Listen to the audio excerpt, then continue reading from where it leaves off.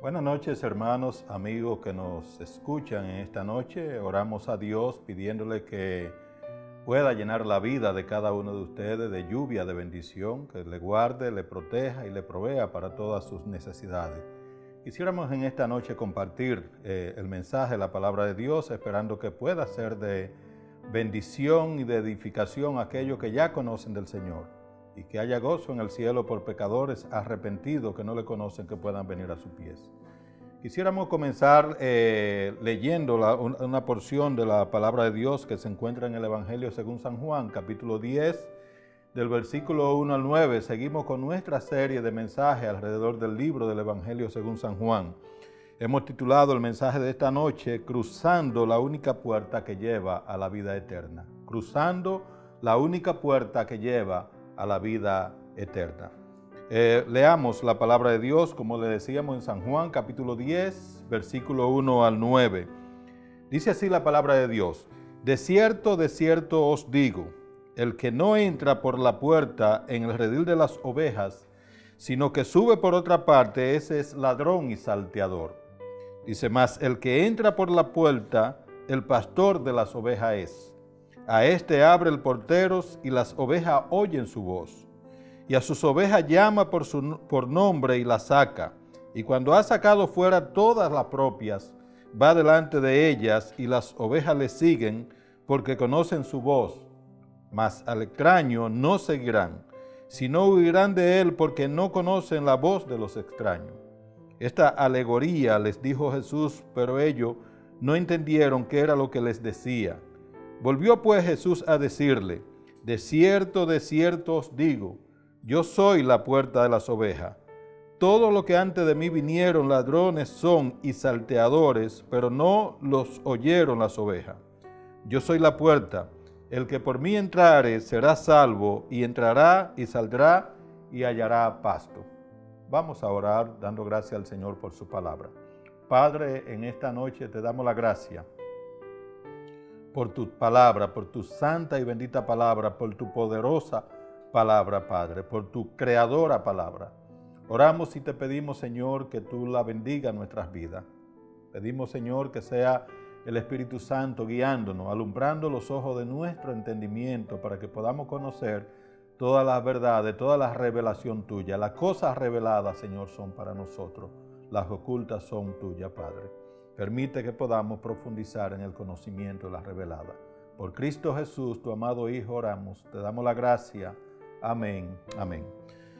Bueno, hermano, el domingo pasado nosotros terminamos predicando sobre el capítulo 9 del Evangelio según San Juan.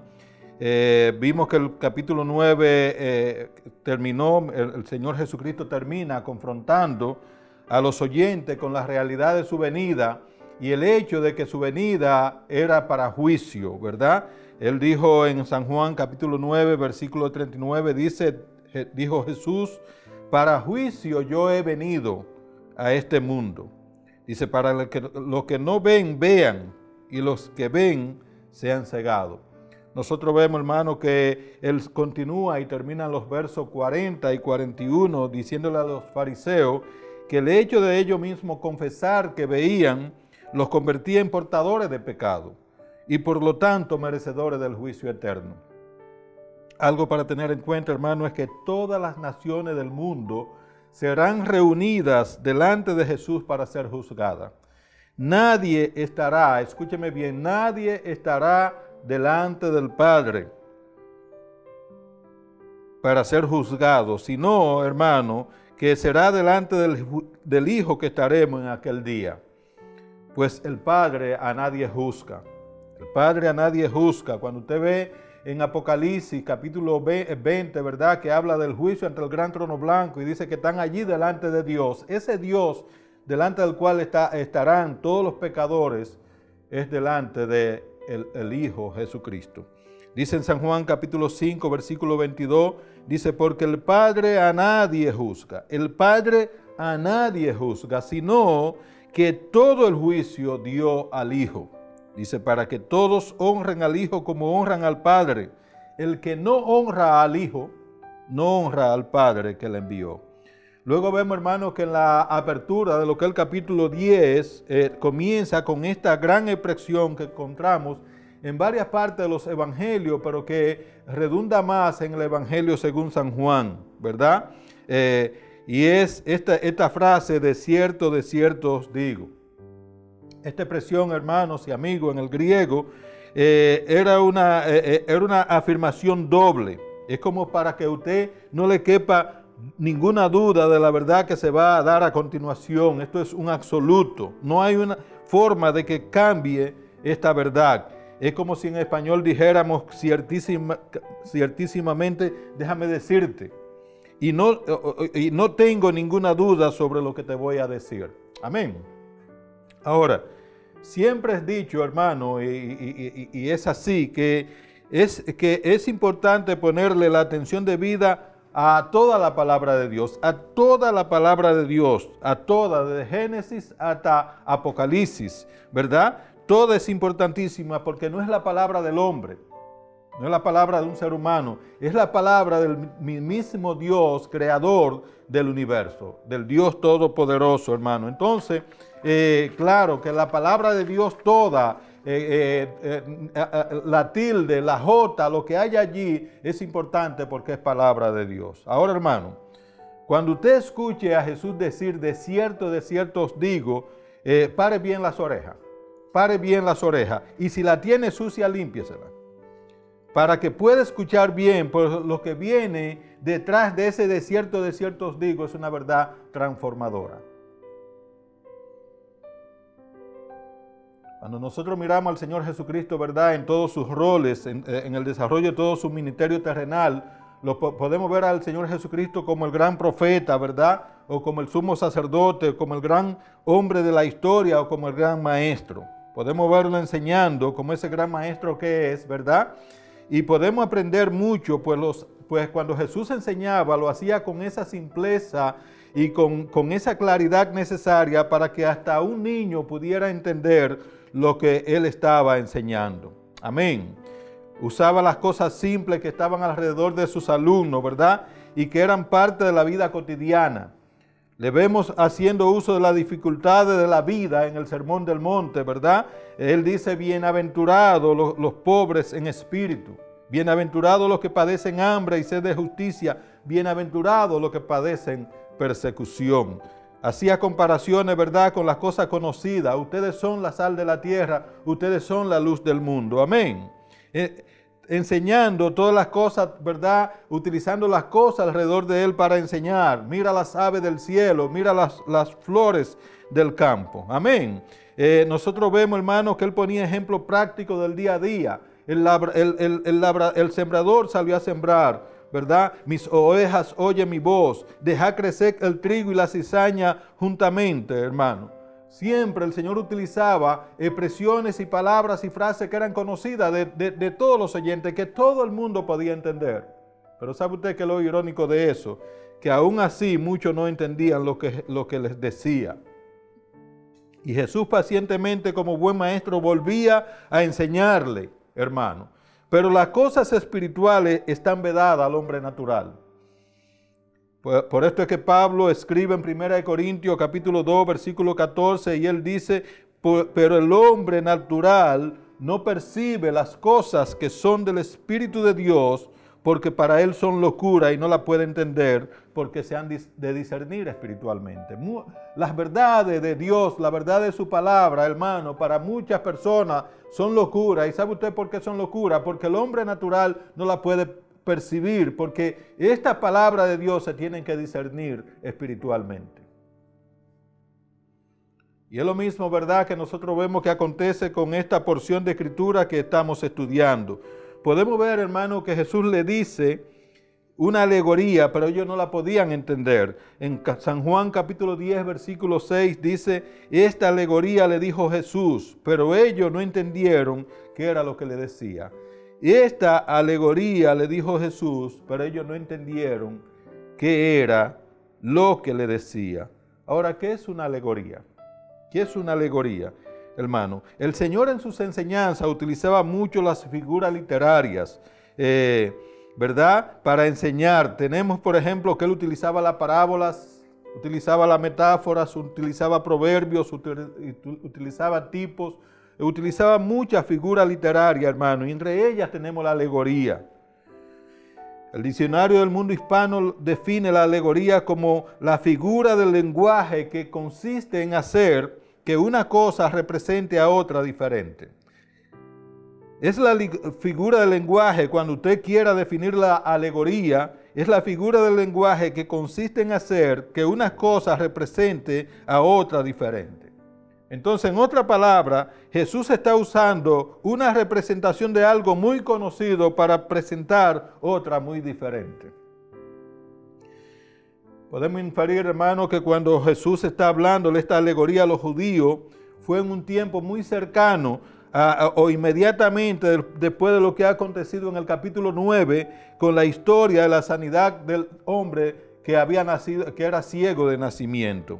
Pues vemos que dice, por ejemplo, en San Juan, capítulo 10, versículo 19, en el capítulo que estamos estudiando, San Juan 10, 19 dice, volvió a haber disensión entre los judíos, o sea, volvió a haber división entre los judíos por esta palabra. ¿Cuál es palabra? La que Jesús le hablaba. Dice, muchos de ellos decían, demonio tiene y está fuera de sí. ¿Por qué le oís? Para muchos, cuando veían a Jesús, lo que decían era, demonio tiene y está fuera de sí. ¿Para qué le oís? Dice el versículo 21, decían otros, esta palabra no son de endemoniado. Esta palabra no son de endemoniado. Y hacen una pregunta, ¿puede acaso el demonio abrir los ojos de los ciegos? O sea, que estos judíos, esta multitud que estaba allí, habían sido testigos del evento de la sanidad del ciego. Por esto decíamos, hermano, que esta conversación que tiene Jesús con estos judíos fue un evento que estuvo muy cercano a la curación del cojo, a la curación del ciego. Ellos no mencionan la curación del cojo, no mencionan, ¿verdad?, la alimentación de los 5,000, sino que se centran en este mensaje de la sanidad de este hombre ciego. Ahora, hermano, hay varias cosas para ver y entender con estos versos que vamos a escudriñar. Lo primero es, hermano, que nosotros podemos ver aquí en esta porción de escritura es la identidad de los pastores falsos o de los falsos pastores. ¿Cómo nosotros podemos identificar a un falso pastor? Dice San Juan capítulo 10, versículo 1, dice el Señor Jesucristo hablando, de cierto os digo. O sea, de verdad les digo, pongamos atención a lo que viene después. Dice él, el que no entra por la puerta en el redil de las ovejas, sino que sube por otra parte, ese es ladrón y salteador. En otra palabra, ese no es el pastor. En el versículo 8 más adelante, él dice también allí, dice, todos los que antes de mí vinieron, ladrones son y salteadores, por eso no los oyeron las ovejas. En otra palabra, no eran los pastores legítimos, no eran las personas que yo había escogido para que pastorearan mis ovejas. Le voy a decir, hermano y amigo, una gran verdad. Dice Jesús, verdad, de cierto os digo, aquellos pastores, dice él, que no entran por la puerta, sino que suben por otra parte, no son verdaderos pastores, sino que son una partida de ladrones y salteadores. Esta gran verdad que está hablando Jesús es una verdad que ha estado presente, hermano, en toda la historia del pueblo de Dios, en el Antiguo Testamento, en el tiempo neotestamentario y también en nuestros días. Nosotros muchas veces nos escandalizamos, ¿verdad? Cuando vemos el pulular, cuando vemos las miriadas de falsos pastores que se han levantado en estos días, como si esto fuera algo nuevo, pero no es así. No es así, mis hermanos. Ya ellos estaban presentes, hermanos, desde mucho antes incluso del nacimiento de Jesús. Y estaban presentes en el tiempo de Jesús, hermano, y están presentes en el tiempo en que estamos viviendo. Lo que sí, hay una cosa, hermano, que ahora se ha multiplicado. Ahora hay un bando de pastores y pastoras que no son más que lobos rapaces, mercaderes del evangelio, ladrones que lo que viven es engañando, torciendo la palabra, menospreciando la palabra, dando promesas y cosas falsas para poder sacarle a la gente lo último que tienen.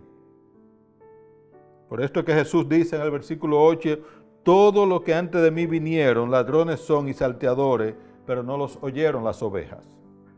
Hermanos, escúcheme bien, las verdaderas ovejas oirán a sus verdaderos pastores. Dice, pero falsos pastores han habido siempre, hermano. Como decíamos, aunque es verdad que en este tiempo sobreabundan. Se han levantado hombres y mujeres por doquier vestidos con ropa de oveja, pero por dentro son lobos rapaces, verdaderos mercaderes del evangelio. Hombres y mujeres que son hijos del padre de la mentira. Ahora, una pregunta que uno se haría, hermano, cuando yo estudiaba esta porción de escritura, una pregunta que me hacía era, ¿por qué hay tantas ovejas siguiéndole? Se dice aquí que las ovejas no lo oirán. ¿Por qué estos falsos pastores, estas falsas pastoras que no son más que engañadores, que no son más que hijos de la tiniebla, por qué hay tanta gente siguiéndole? ¿Por qué humanamente podríamos decir que hay tantas ovejas siguiéndole? Bueno, hermano, yo infería cuando estudiaba esta porción de escritura y puedo decir, hermano, porque también los que le siguen no son ovejas verdaderas, sino cabras.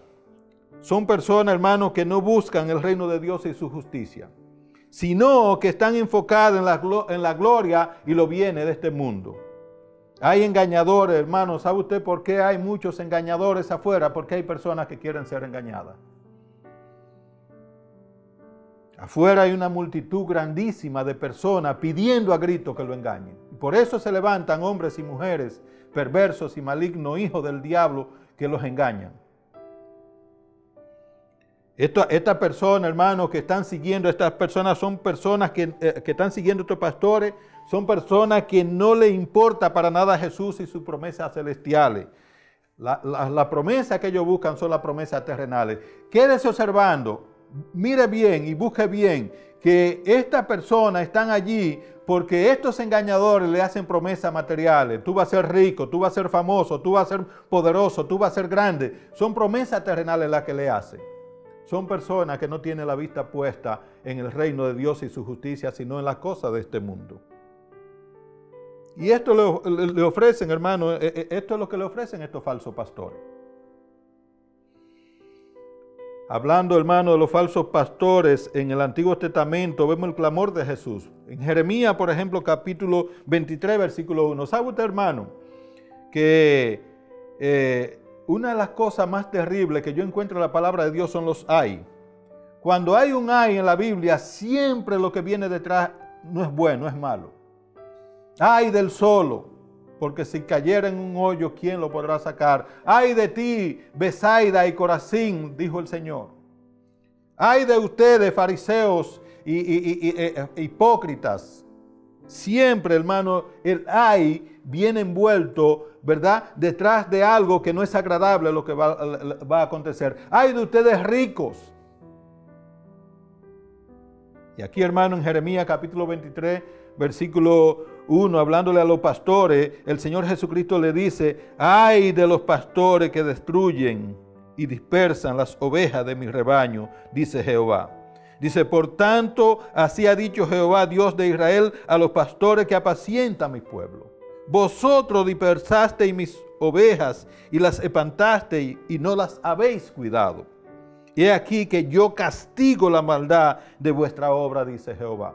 ¿Sabe usted, hermanos, que realmente todos estos pastores y pastores engañadores, mentirosos, que se han levantado, son gente con muy poco temor de Dios?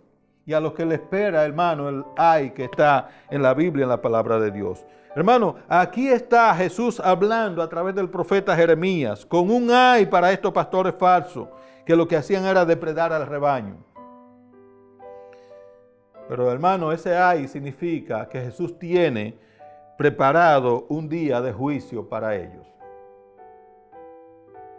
Me gusta, hermano, esta otra porción de escritura en cómo Jesús manda a Ezequiel a profetizar. Mire, por ejemplo, en Ezequiel capítulo 34, comenzando en el versículo 2. Allí el Señor Jesucristo le dice a Ezequiel: hijo de hombre, profetiza contra los pastores de Israel. Profetiza y di a los pastores: así ha dicho Jehová el Señor. Y aquí volvemos y encontramos el ay. Ay de los pastores de Israel que se apacientan a sí mismos. Y hace una pregunta: ¿no apacientan los pastores a los rebaños? ¿Sabe usted, hermanos, que el pastor no está para apacentarse a sí mismo, sino para apacentar al rebaño? Y es lo que le dice aquí el Señor Jesucristo a estos pastores. Así ha dicho Jehová el Señor: ay de los pastores de Israel que se apacientan a sí mismos. Y él le pregunta: ¿no apacientan los pastores a los rebaños? Y en el versículo 3 le dice: coméis la grosura y os vestís de la lana, la engordada degolláis, mas no apacentáis a las ovejas. No fortalecisteis las débiles, ni curasteis las enfermas, ni vendasteis la perniquebrada.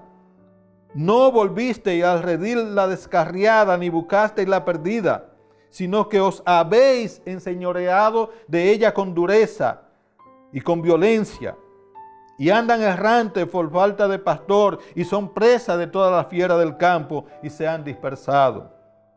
Anduvieron perdidas mis ovejas por todos los montes, y en todo collado alto, y en toda la faz de la tierra fueron esparcidas mis ovejas, y no hubo quien la buscase, ni quien preguntase por ella. Esos son los pastores en el Antiguo Testamento, pero son la gran mayoría de pastores hoy en día en el tiempo que estamos viviendo. Esta era la condición de las ovejas en el pueblo de Israel por causa de los pastores infieles, hijos del diablo que se habían levantado. Ahora yo le pregunto a usted, ¿no se parece esto mucho al tiempo y a los pastores de este tiempo en que estamos viviendo? Pastores que se apacientan a sí mismos, que se engordan a costa de las ovejas, pero que las ovejas están débiles y enfermas y hambrientas, porque no tienen ningún cuidado de ellas. Y esa es la identidad de los pastores falsos, de los falsos pastores que hoy pululan, que hoy están por miriadas alrededor del mundo llevando palabras que no son palabras de Dios. Ahora, lo segundo que nosotros podemos ver aquí, hermano y amigo, es la identidad de los pastores verdaderos. Vimos la identidad de los pastores falsos, ahora veamos la identidad de los pastores verdaderos. ¿Cómo entonces yo identifico a un pastor verdadero?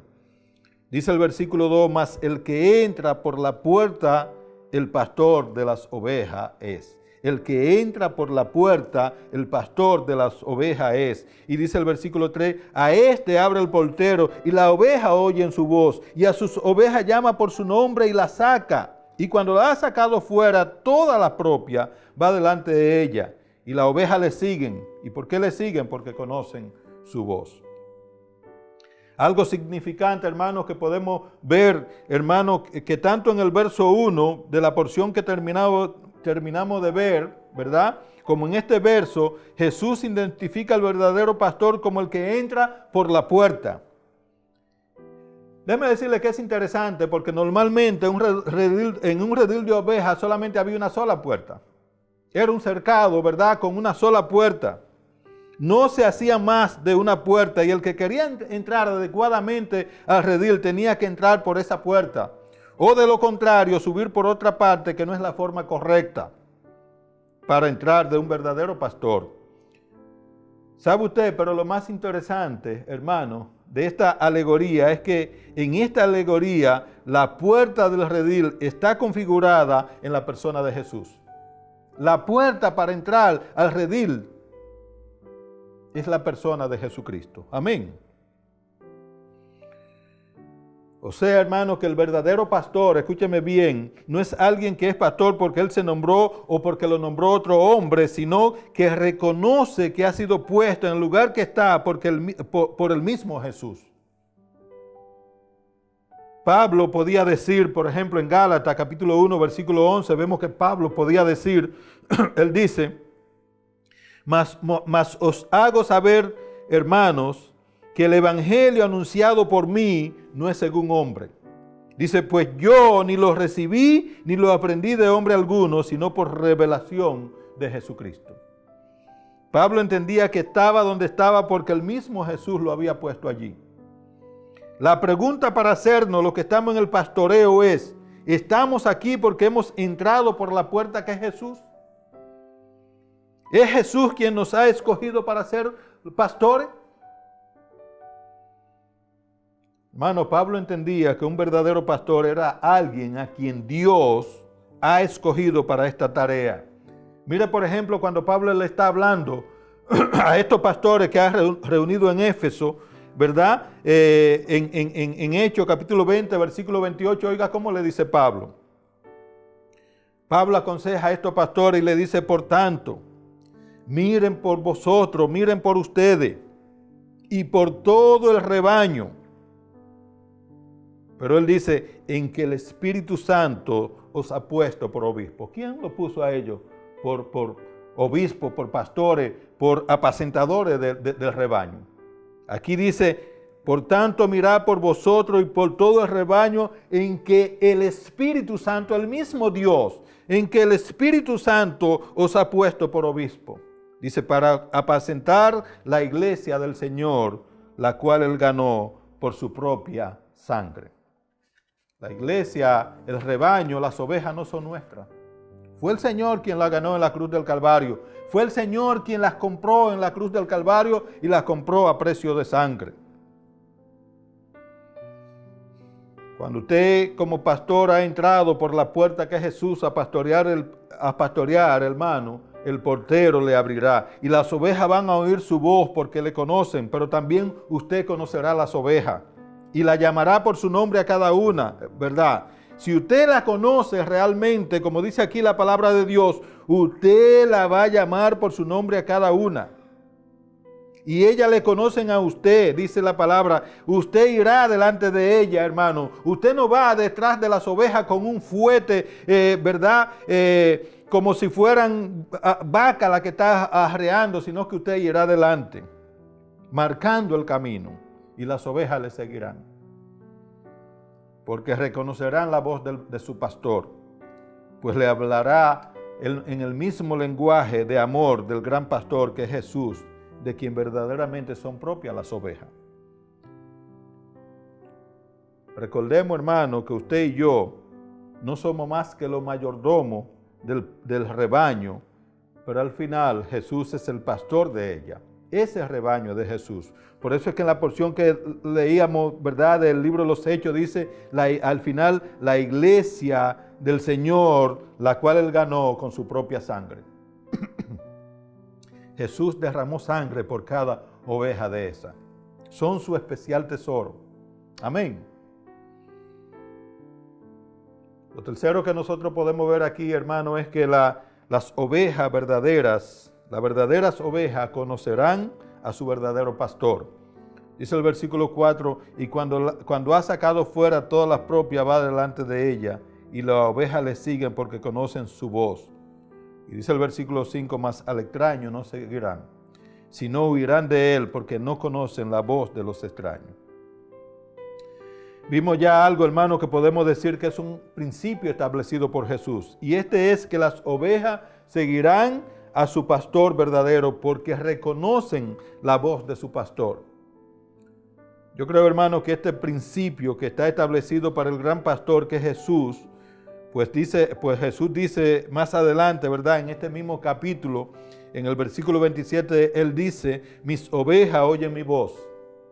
Mis ovejas oyen mi voz. A los judíos él le dijo, miren, ustedes no pueden oír mi voz porque ustedes no son de mis ovejas.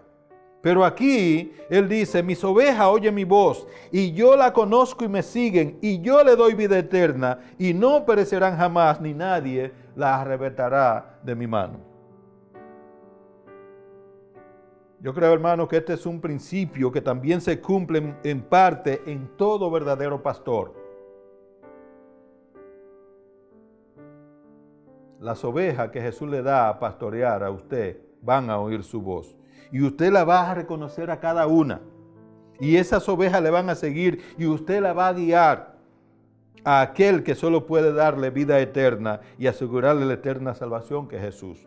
por esto decía, hermano, que en parte se cumple, ¿verdad?, este principio en nosotros, porque déjeme decirle, usted y yo no podemos darles vida eterna, ni tampoco asegurar a la oveja a no perecer, ni la seguridad que le pueden dar nuestra mano, hermano. Lo que nosotros hacemos es guiar a las ovejas a que pongan la mirada en aquel que sí puede, el cual es Jesús.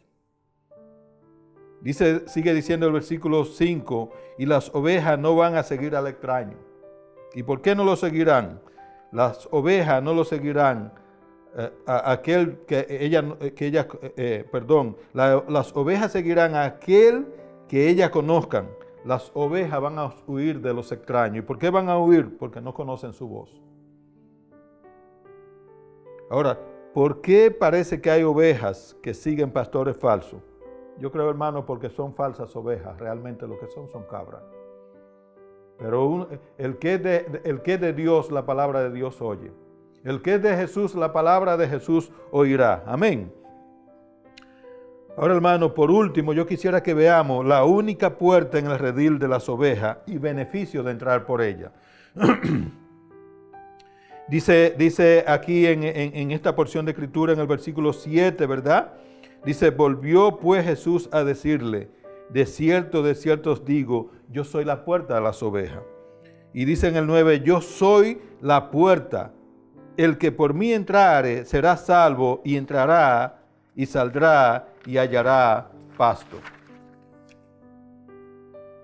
Nosotros vimos, hermano, que Jesús, vimos ya que Jesús identifica, ¿verdad?, con un de cierto os digo, para decirnos que los verdaderos pastores son personas que han entrado por la puerta al redil de las ovejas, que es Jesús. Ahora en el versículo 7 él vuelve a utilizar la misma expresión de cierto os digo. Dice en el versículo 7, volvió pues Jesús a decirle. Jesús vuelve a repetir la misma expresión de al inicio en el versículo 1. En el versículo 7 él dice, de cierto os digo. Pero ahora la gran verdad que Jesús quiere revelarnos es que esa única puerta para entrar al redil es Jesús. No hay otra. Yo soy la puerta de las ovejas. Déjeme decirle, mi hermano, mi amigo, hay muchas personas queriendo ir al redil a través de otra puerta. Hay gente que cree poder ir al cielo a través de sus buenas obras. Déjeme decirle, la imagen que muchos tienen del cielo es la que vemos en las películas y en los dibujos animados. ¿Y cuál es esta, verdad? Vemos, por ejemplo, que usted sube y llega allí al cielo, ¿verdad? Y se encuentra con un enrejado grande, y en este enrejado grande hay una gran puerta, ¿verdad?, cerrada. Detrás de aquella puerta está Pedro para franquear o para obstaculizar la entrada de alguno. Y la visión que tenemos, ¿verdad?, es que Pedro, usted llega allí y Pedro le dice, oh, tú has sido una gran persona. Te has portado muy bien en la tierra, has hecho grandes obras. Sí, puede pasar, y le abre la puerta. O el otro escenario, ¿verdad?, que nosotros nos imaginamos es verdad, es este. Oh, veo que te ha portado muy mal. Ha sido un mal muchacho, no ha hecho bien. O el bien que ha hecho es muy poco, no puede entrar aquí. Otros piensan, bueno, voy a entrar porque he sido un fanático de María, o he sido un seguidor de Pedro, o he sido un seguidor de Pablo. Voy a entrar a través de Pablo, voy a entrar a través de María, voy a entrar a través de Pedro. Otros dicen, bueno, lo importante es haber creído en un Dios, no importa cuál sea. Hay muchas personas con esa creencia. Lo importante es creer en Dios, no importa en cuál Dios usted crea. Entonces, hermano, nosotros tenemos gente que piensan que pueden ir al cielo, ¿verdad?, porque están metidos en una religión. Porque siguen a Mahoma, o porque siguen a Confucio, o porque están en el hinduismo, o están en el islam, o en el budismo. No importa, lo importante es que yo creí en un Dios. Es más, yo me voy a un extremo todavía más fuerte, hermano. Usted puede creer en Jesús y no ser salvo. Usted puede decir, bueno, yo he creído en Jesús, pero eso no le asegura a usted salvación, porque es importante en cuál Jesús usted ha creído. Déjeme decirle, si el Jesús que usted está siguiendo es el sagrado niño de Antocha, ese no le salva. Si usted cree en un Cristo chiquito allí en un cuadro o en un Cristo crucificado, ese Cristo no le salva. Es más, si usted cree en el Cristo que fue el gran maestro, Jesús fue un gran maestro, pero ese Cristo no le salva. Si usted cree en el Cristo que fue profeta, aunque él fue profeta, ese Cristo no le salva. Me gusta, ¿verdad? Cuando Felipe le pregunta al eunuco y el eunuco se quiere bautizar y le dice ¿qué impide que yo sea bautizado? Que Felipe le dice a él, lo que te impide es que tú crees en Jesús. Y Felipe y el eunuco le dice, yo creo que Jesús es el Cristo, el Hijo del Dios viviente. El único Cristo que salva es cuando usted entiende que Jesús es el Cristo, el Mesías, el ungido de Dios, el Hijo de Dios, y pone su fe en Jesús. Pero los demás Jesús no salvan. Usted tiene que creer en el Cristo divino para usted ser salvo.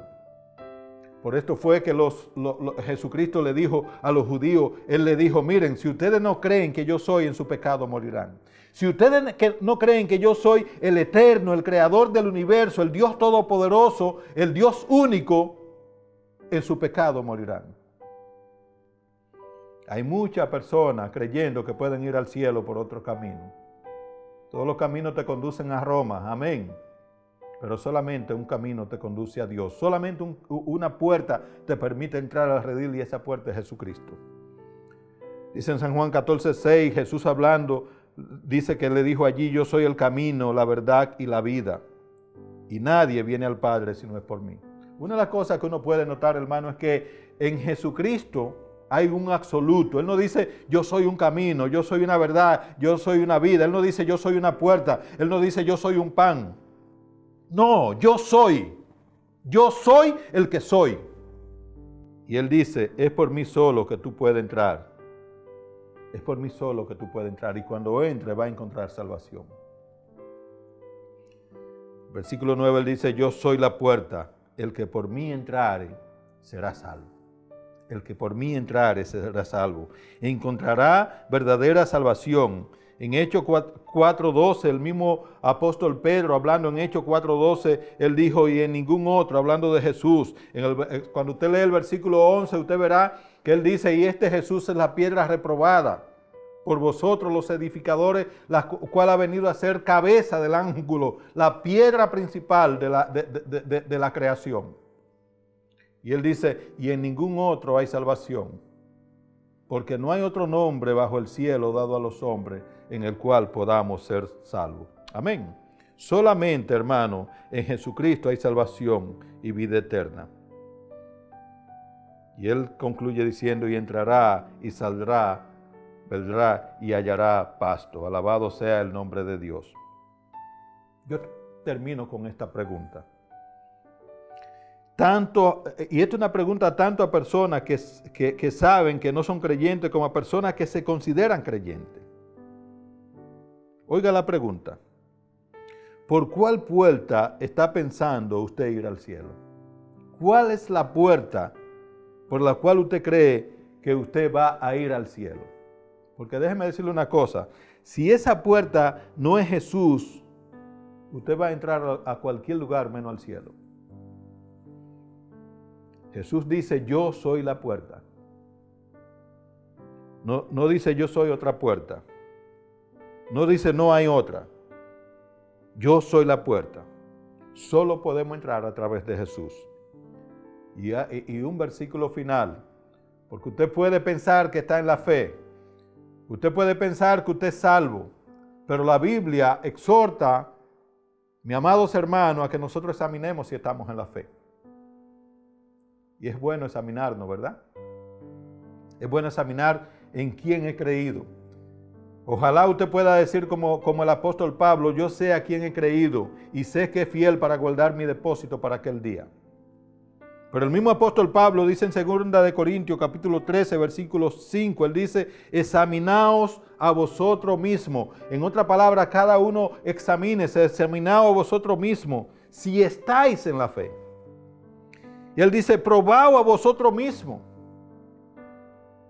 Pruébense a vosotros mismos si verdaderamente estáis en la fe. Y él hace una pregunta y él dice, ¿o no os conocéis a vosotros mismos que Jesucristo está en vosotros, a menos que estéis reprobados?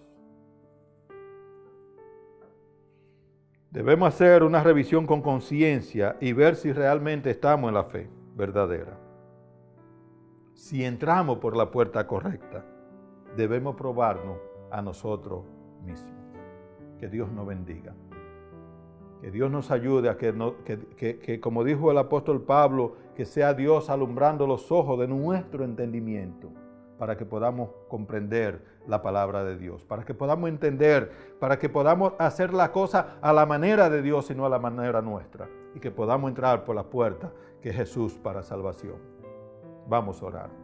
Padre, te damos la gracia por tu palabra, por la puerta que es Jesucristo, por la seguridad que podemos tener cuando nosotros venimos a esa puerta y entramos. Podemos escuchar la voz de Jesús que nos dice, mis ovejas oyen mi voz, y yo la conozco, y me siguen, y yo le doy vida eterna, y no perecerán jamás, ni nadie la arrebatará de mi mano. Y él dice, mi Padre que me la dio mayor es que todo, y nadie la puede arrebatar de la mano de mi Padre. Usted y yo podemos tener seguridad de salvación en Jesús. Podemos estar seguros, pero esa seguridad viene dada cuando nosotros sabemos que hemos entrado por la puerta correcta. Que Dios nos ayude a entrar por esa puerta. Que nosotros podamos vivir para Dios, podamos vivir para que nuestra fe esté centrada en el Cristo divino, en el Creador de todas las cosas, en aquel por el cual todo lo que hay ha sido hecho y sin Él nada de lo que ha sido hecho fue hecho. Gracias, Señor. Bendice a tu pueblo, bendice a tu iglesia, Padre.